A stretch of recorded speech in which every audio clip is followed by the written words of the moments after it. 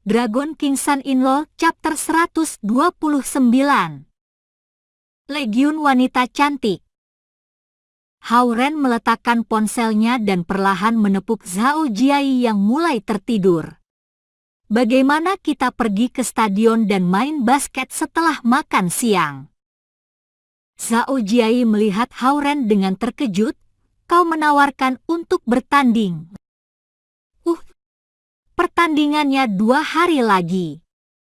Kita dapat bermain pertandingan pemanasan dan melancarkan kerjasama antar anggota tim, kata Hao-Ren dengan wajah serius.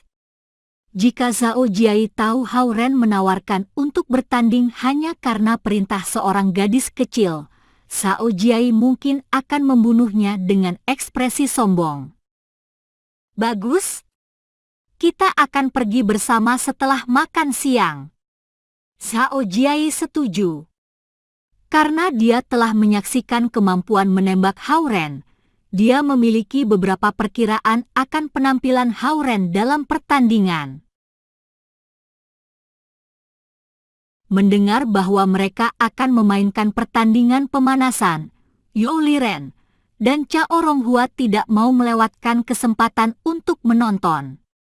Berita itu menyebar, dan Yurong dan yang lainnya memutuskan untuk pergi juga. Akhirnya, bahkan Xie Yujia yang duduk di depan mereka tahu bahwa Hao-Ren akan bermain bola basket di stadion setelah makan siang. Setelah kelas, Zhao Jiai dan para pria berencana untuk pergi makan siang ke kantin.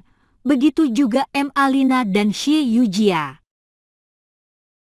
Keluar dari gedung akademik, Xie Yujia memegang sepedanya dan berjalan bersama Alina di depan sementara Zhao Jiai dan yang lainnya berjalan di belakang mereka.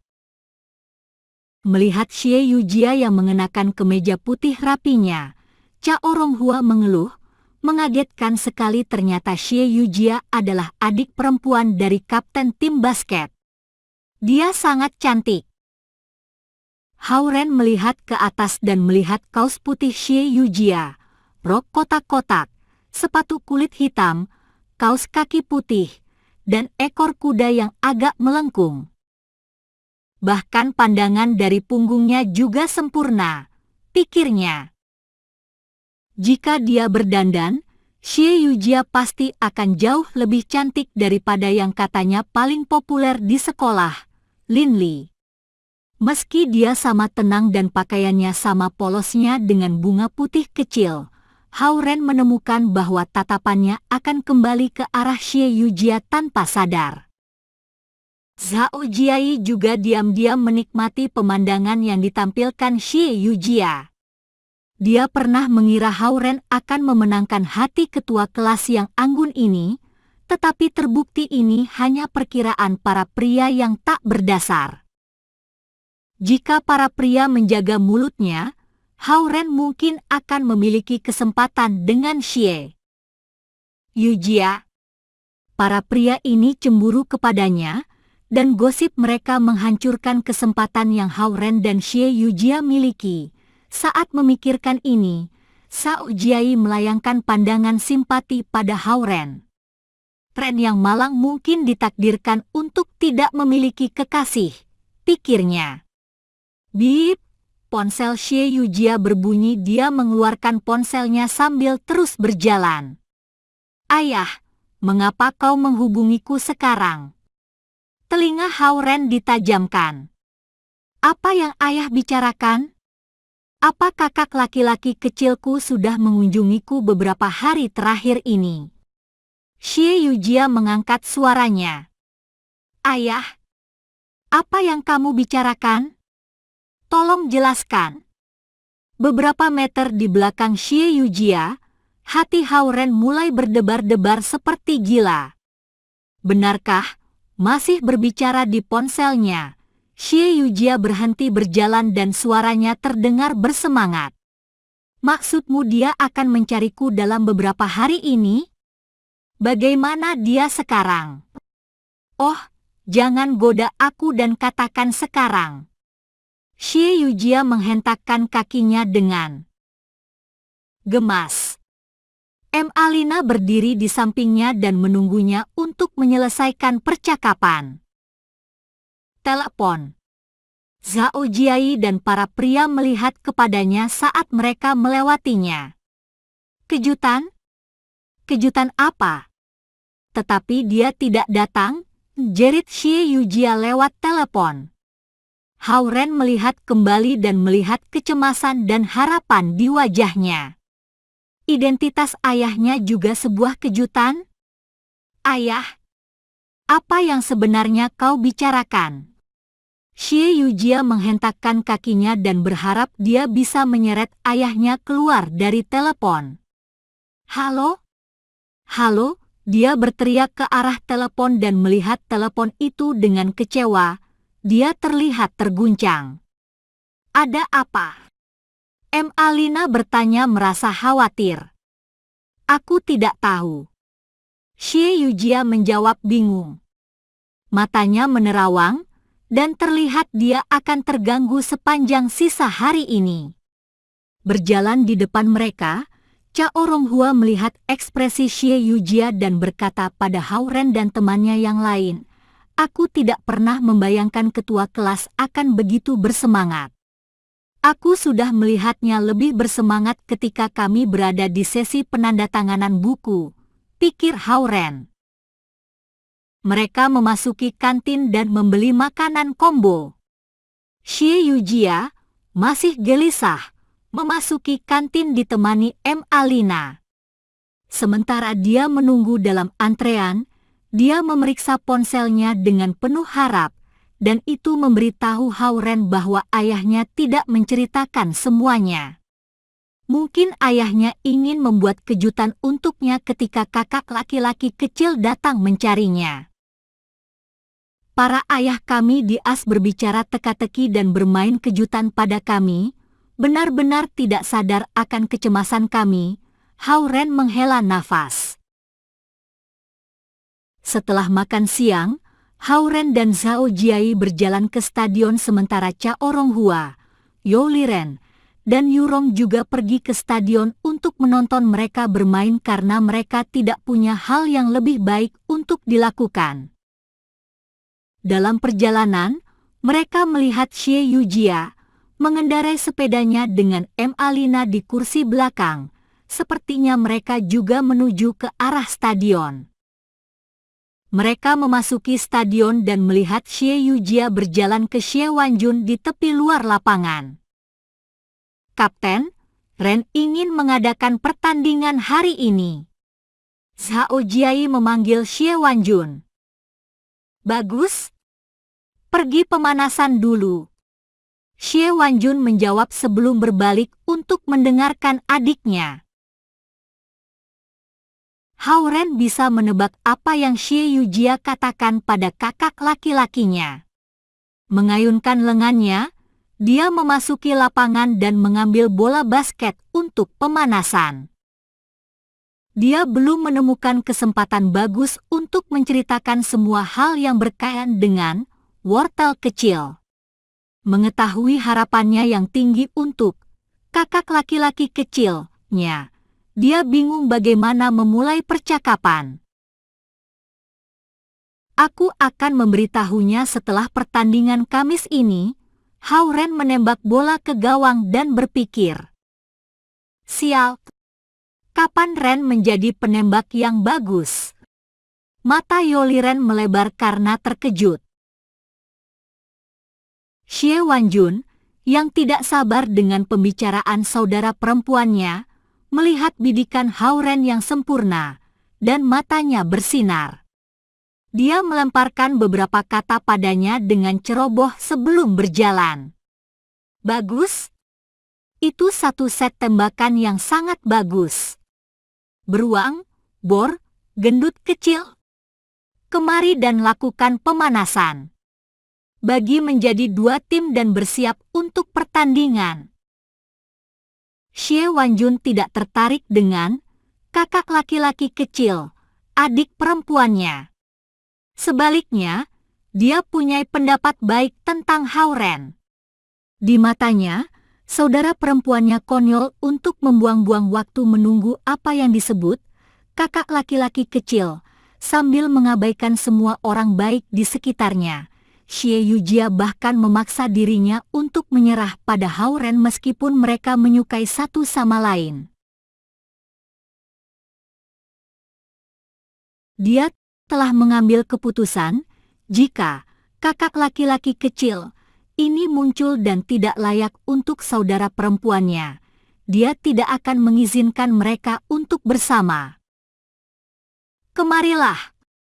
Ada yang ingin kukatakan padamu. Xie Wanjun menarik Hao Ren ke sisi lain lapangan basket. Jika kamu benar-benar menyukai Yujia, teruskan.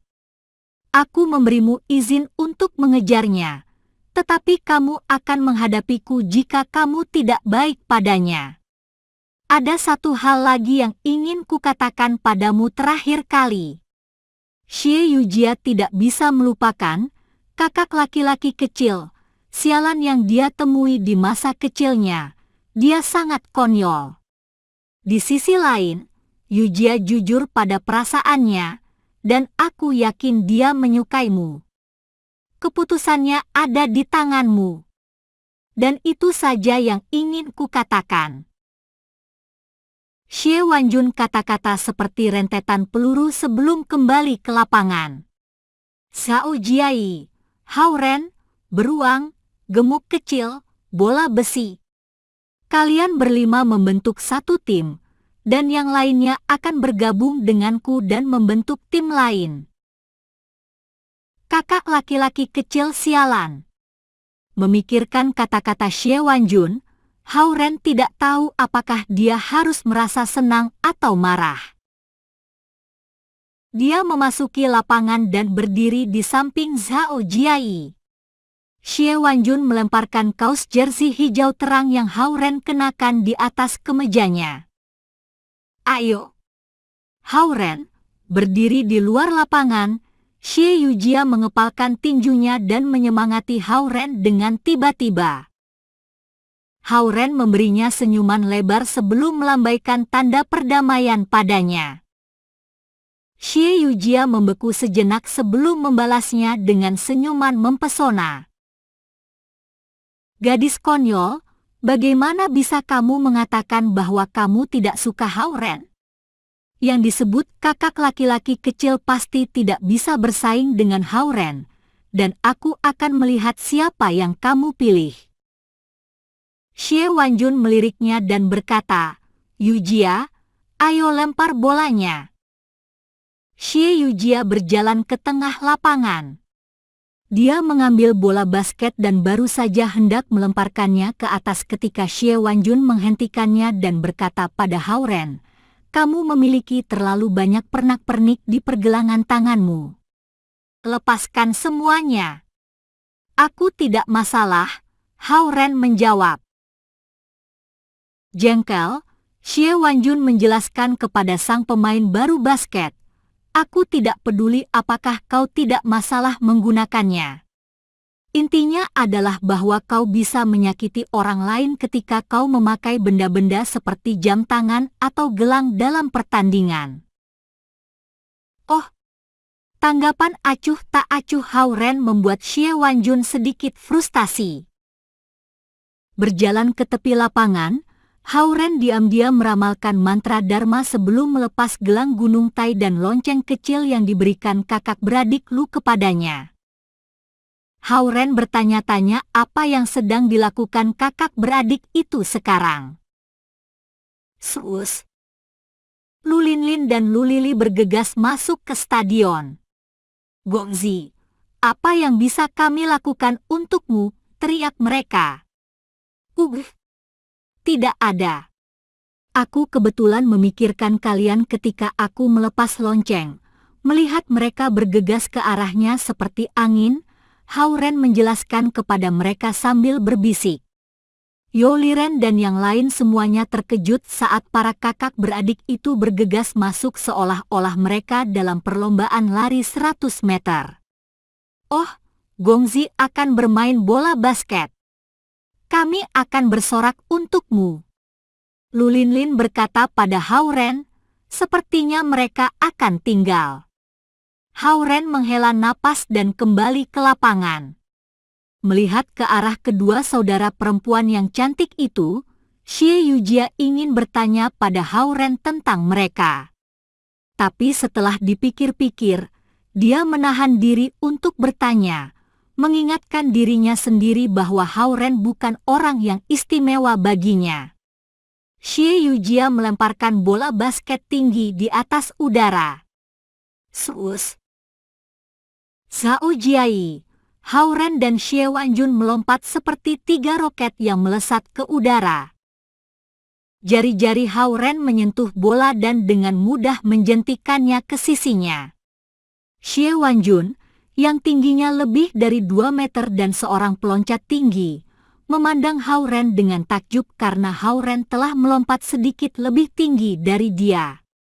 Ayo! Ayo! Gongzi, dalam balutan gaun bergaya bohemian yang diberikan Zhao Hongyu kepada mereka, Lu Linlin dan Lu Lili bersorak di tepi lapangan. Mereka tidak menyadari sorak-sorai mereka telah menimbulkan rasa iri dalam diri para pria dalam stadion. Youo Liren, yang paling rentan terhadap kecantikan, seluruh tubuhnya gemetar dan hampir jatuh ke tanah.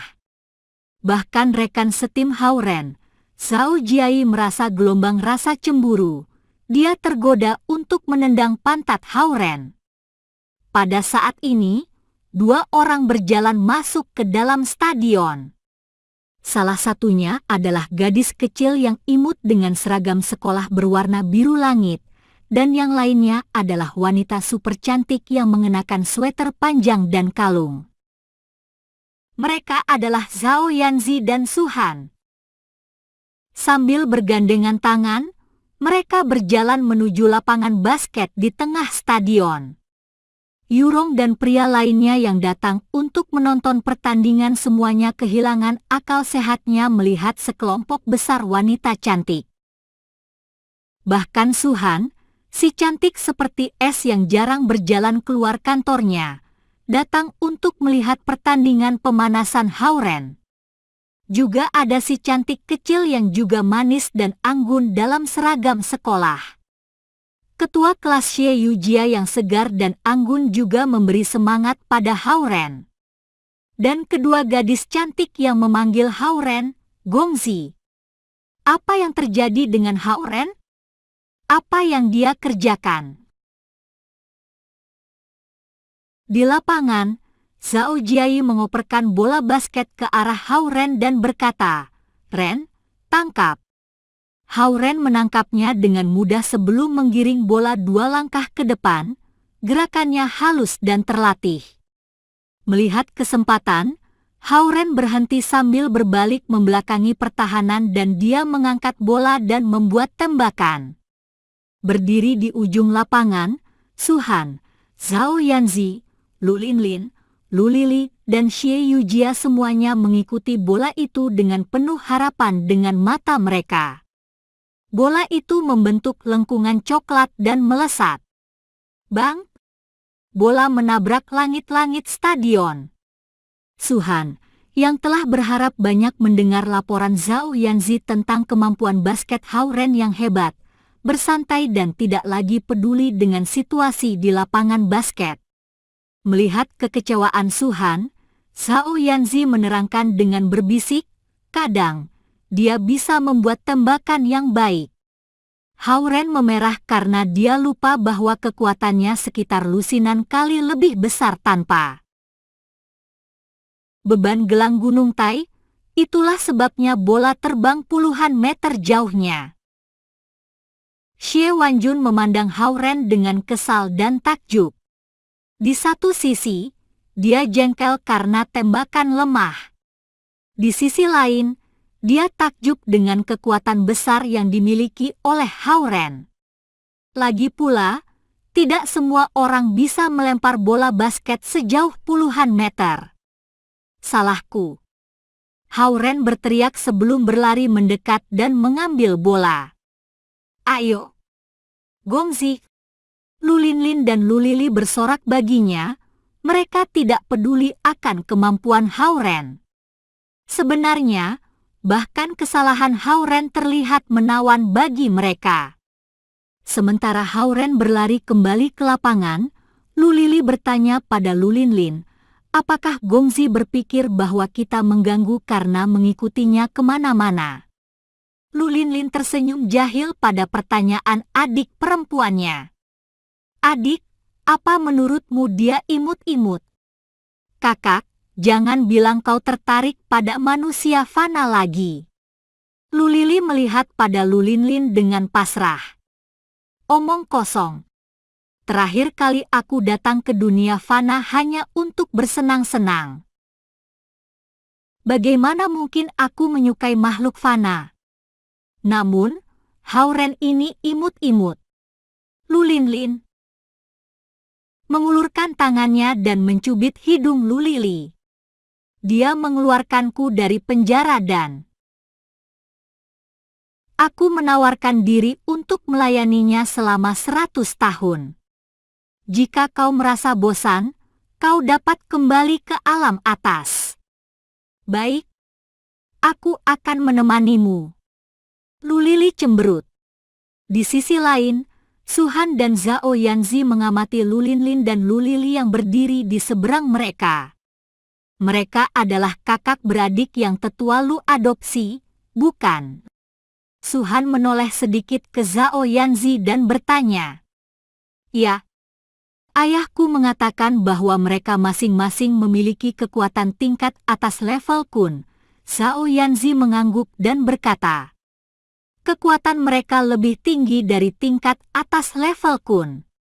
Mereka telah kehilangan banyak kekuatan mereka saat mereka dipenjara di Istana Naga. Sebentar lagi, bahkan aku mungkin tidak bisa menang melawan mereka. Benarkah? Mereka sekuat itu? Zhao Yanzi terkejut. Su Han memiliki perspektif yang berbeda dari pandangan Zhao Guang. Sebagai Raja Naga Lautan Timur, Zhao Guang tentu saja mengharapkan pusat pemerintahan yang lebih kuat dan bantuan yang lebih kuat. Namun, Su Han, sebagai inspektur, tidak suka melihat siapapun di Lautan Timur terlalu kuat untuk dia kendalikan. Kau datang mengunjungiku karena mereka, bukan? Su Han terus bertanya pada Zhao Yanzi. Zhao Yanzi terlihat membela diri. Tidak, aku hanya senang mengunjungimu. Aku tahu apa yang kamu pikirkan. Su Han meliriknya sebelum melihat ke arah Xie Yujia di sudut lain lapangan. Tapi aku takut kakak beradik itu bukanlah ancaman yang sebenarnya bagimu.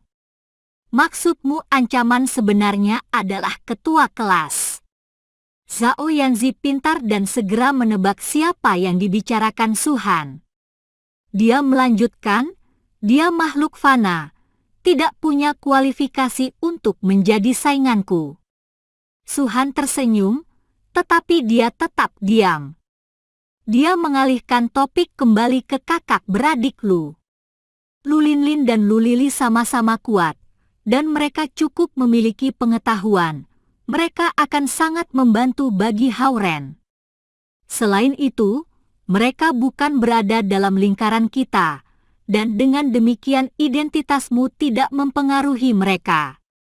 Singkatnya, kemungkinanmu mengalahkan mereka hampir nol.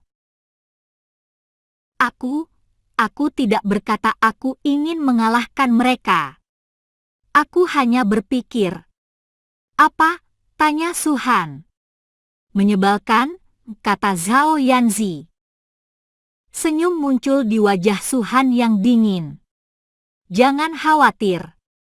Hao-Ren tidak akan mengingkari janjinya.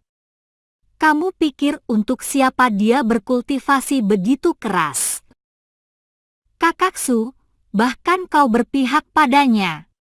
Zhao Yanzi memelototi Su Han. Aku hanya mengatakan kebenaran.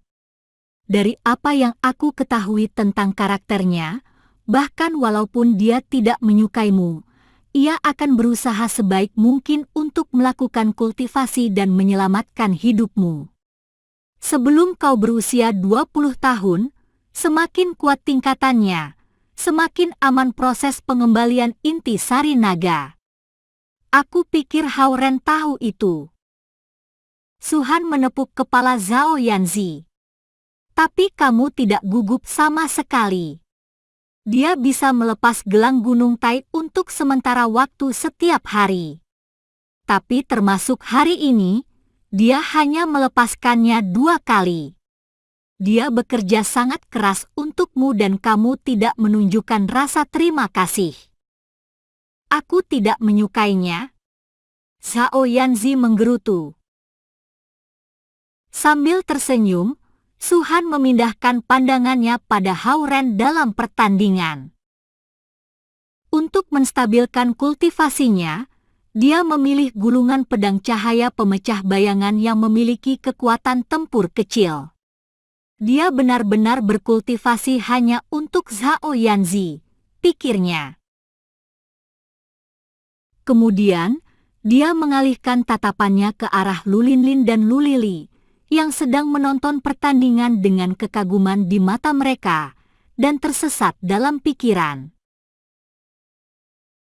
Tanpa beban yang menghalangi dari gelang Gunung Tai, Hao-Ren secara bertahap terbiasa dengan kekuatan tangannya dan bermain semakin lama semakin baik di lapangan. Melihat penampilan Hao-Ren yang luar biasa, mata Xie Yujia menjadi semakin lama semakin cerah. Mendengar sorakan Lu Linlin dan Lu Lili, orang-orang yang telah datang untuk mendukung Hao-Ren menjadi sangat cemburu sehingga mereka semua menatapnya dengan keji. Zhao Yanzi membelalakan matanya yang besar pada curian dan serangan Hao-Ren, berpikir si paman terlihat sangat muda dan bersemangat. Pertandingan ini berakhir 58-51 dengan kemenangan pada tim Hao-Ren. Melepaskan kaos jersinya, Hao-Ren berjalan mendekati Zhao Yanzi dan bertanya, "Bagaimana menurutmu?" "Aku cukup bagus, bukan?"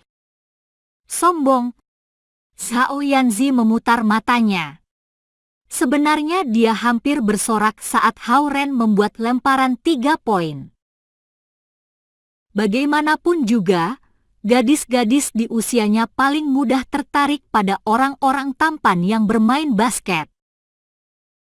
Hao-Ren tertawa kecil sambil menyeka keringat dari wajahnya.